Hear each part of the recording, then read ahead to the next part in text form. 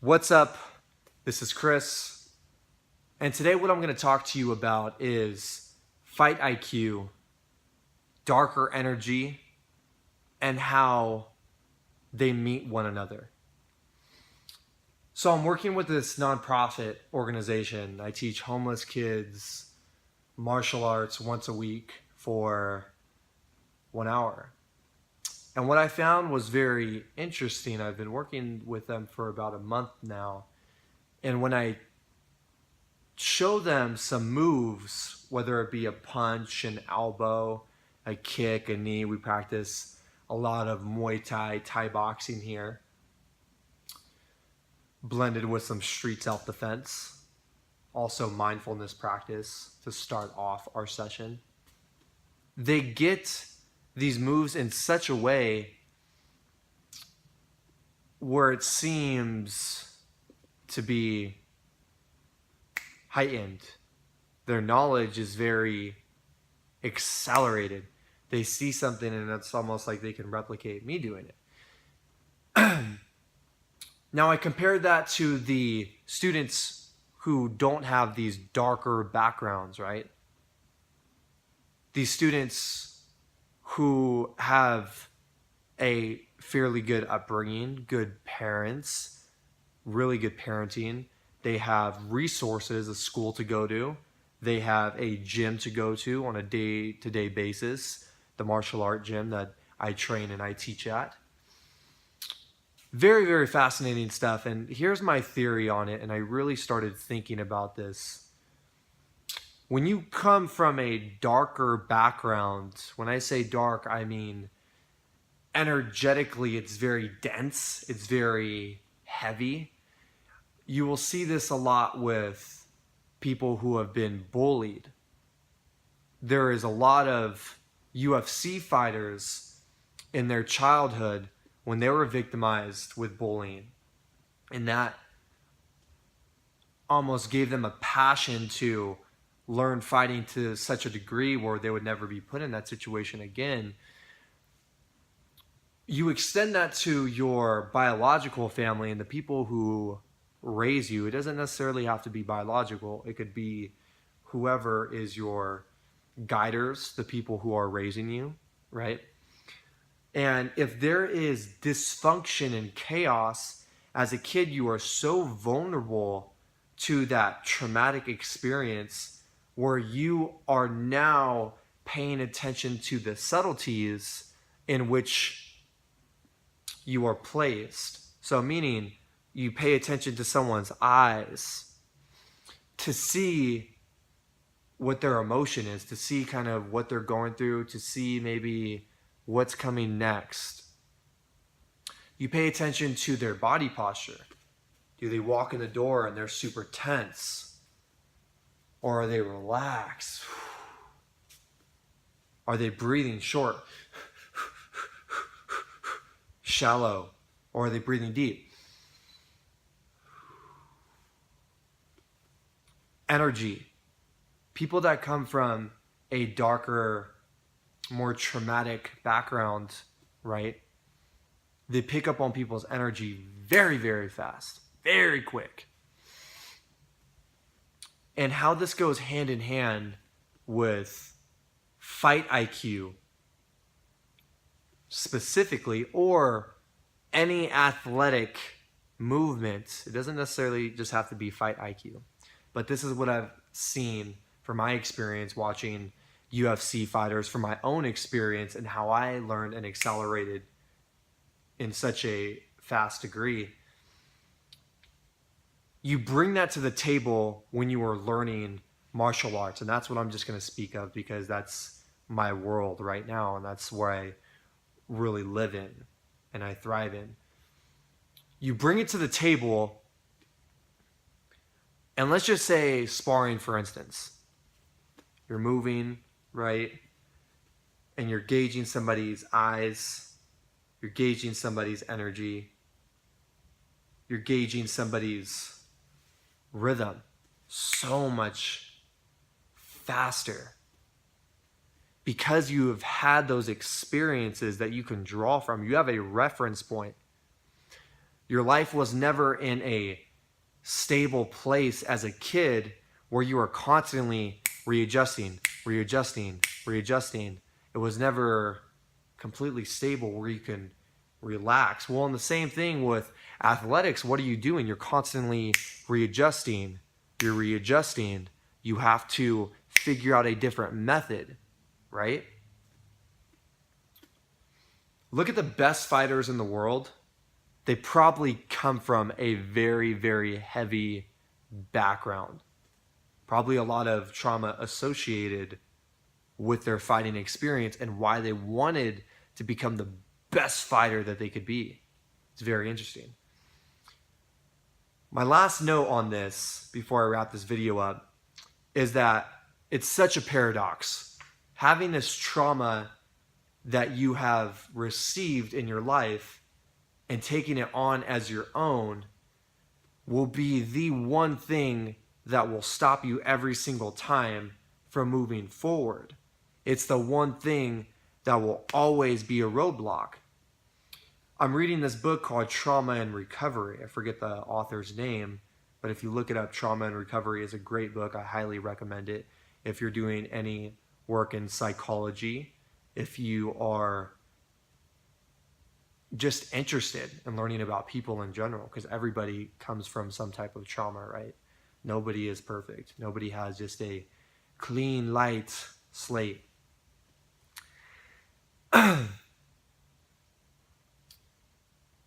So moving forward with this trauma and this darker, heavy energy, if you do not address that, in this book, it talks about how people will always come back and find ways to put themselves in this traumatic event that they felt primarily as a child when they were most vulnerable, or a teenager.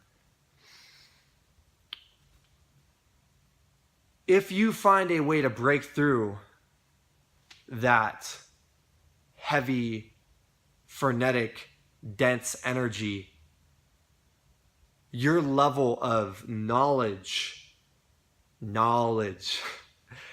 your level of fight IQ and how you take in things and how you can see somebody do it and pretty much replicate it, exactly what they did. You will be in a point of advantage over somebody who hasn't been through these experiences. Really, really catch this because it's very interesting. The person who was given a very, very good upbringing, they probably got everything that they needed. They were provided with everything, never had to worry about where they were going to sleep that night or what they were going to eat or any type of physical abuse in the household.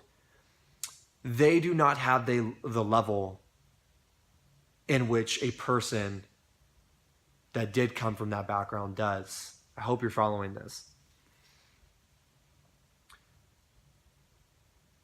I'm going to give you one example and then I'm done. I started playing football my freshman year of high school. And it was very interesting because I just dove right into the practice. I hit it so hard. And I really put my all into it. I gave 110%. It's like your coach is saying, go all out, give 110%. It's like, dude, I did that. And it was very interesting because I kind of just put blinders on to the world and I'm like, fuck everybody, I'm doing this, right? And I just went balls to the wall hard. And I was weightlifting, I was doing powerlifting, I was training a bunch. I remember one game, this kid came up to me during a football game. And I just got out of a play that I was running, and he said, can you sign my football? Here's a Sharpie. I would really appreciate if you put your signature here. And it like blew me away. I'm like, why the hell does this kid like want my signature? And then my coach is telling me, the head coach, Coach Doherty, if you're ever watching this, thank you. My head coach said, Chris, I want you to play on the varsity team next year. He really, really put a lot of trust and belief in me, a lot of energy, and I really appreciated that. But at the time, I knew if I were to stay at that high school, energetically, it would not be the best thing for me. I remember I was not making the best decisions at that high school. It was a public school, the first time I've ever been in a public school. My grandparents put me in a private Catholic elementary school, middle school, so that's what I was very used to. And then to go in this public school was very different. So I knew my sophomore year something was telling me, if everything works out and you could apply to this private high school, you need to get out and you need to go to this other school. So everything checked out. I started going to Christian Brothers in Sacramento, California, and I started football there. And I remember getting there and all of these kids were coming up to me, giving me props. Hey man, like, dude, I heard all about you. Really glad you're a part of the team. Your coach even called and said how good you were and told our head coach all about you and was saying this and that. And I'm like, holy shit, dude. Like, I'm not ready for all this. Like, so much expectation that I felt riding on me. Now, you fast forward about a month into training over the summer, because when you play football, if you do play football, you know that you train over the summer. My lung collapsed. It was a spontaneous pneumothorax. And I'm laying in the hospital for about 2 weeks. I get off around, I get discharged out of the hospital, I think it was 2 to 3 weeks. I go back home and I take about 2 months to recover from my injury that had happened. And I was just sitting down one day and my lung just like bursted. They call them blebs on the lungs, like little tiny air pockets. And when they pop, they make the lung go down. Very interesting stuff. I reflected a lot when I was not training about my life, where I was at currently, the expectation that I felt a very huge weight on me.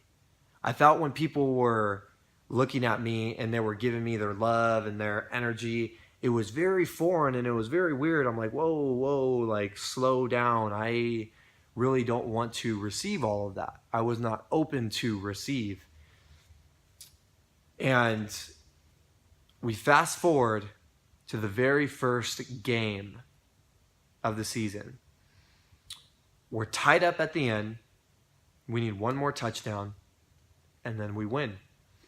My coach decides to put me into the game.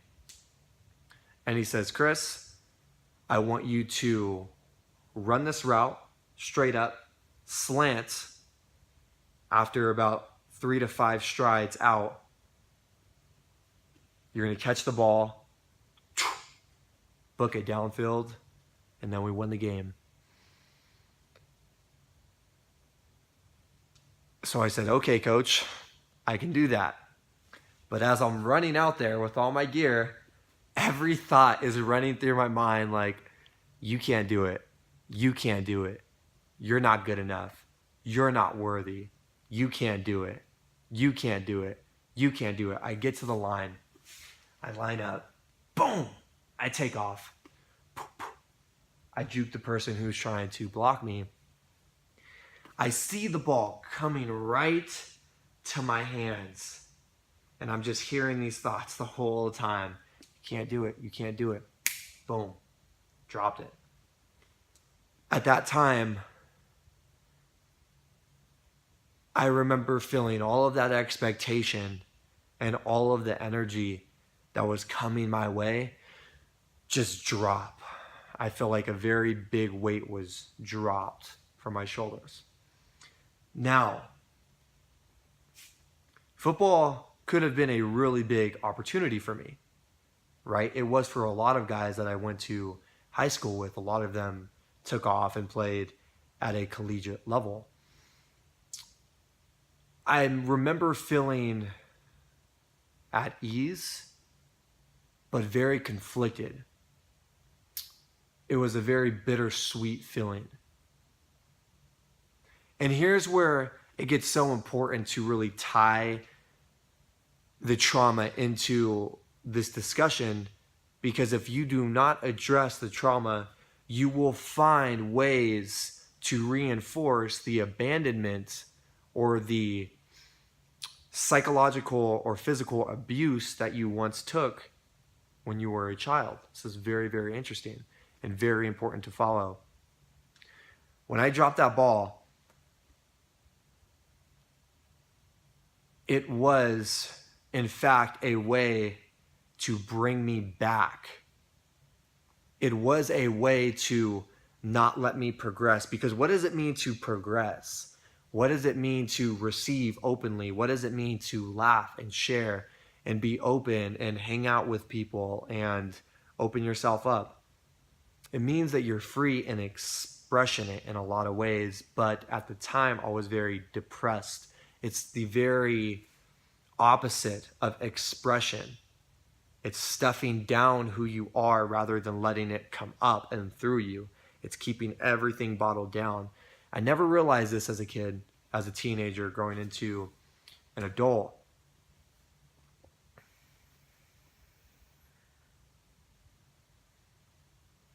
But it was really devastating because I just remember feeling so lost after that. Like, why is this happening? Why do I keep pulling myself back? Why do I keep making mistakes? Why am I not going all out? Just like I was freshman year.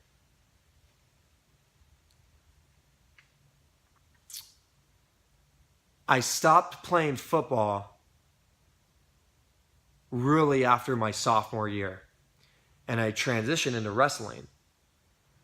This was a very crucial and pivotal moment in my life when I decided to do that, because wrestling took off.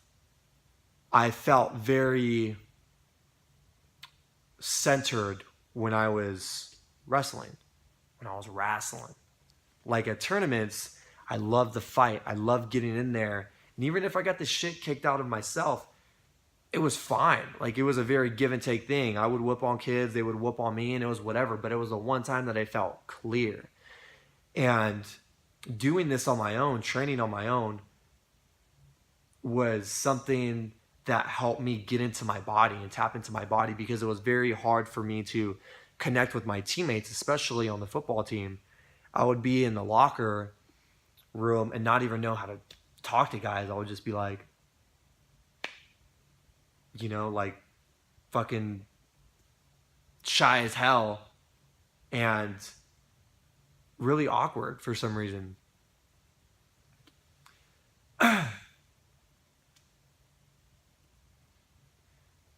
So I started cross-training with boxing.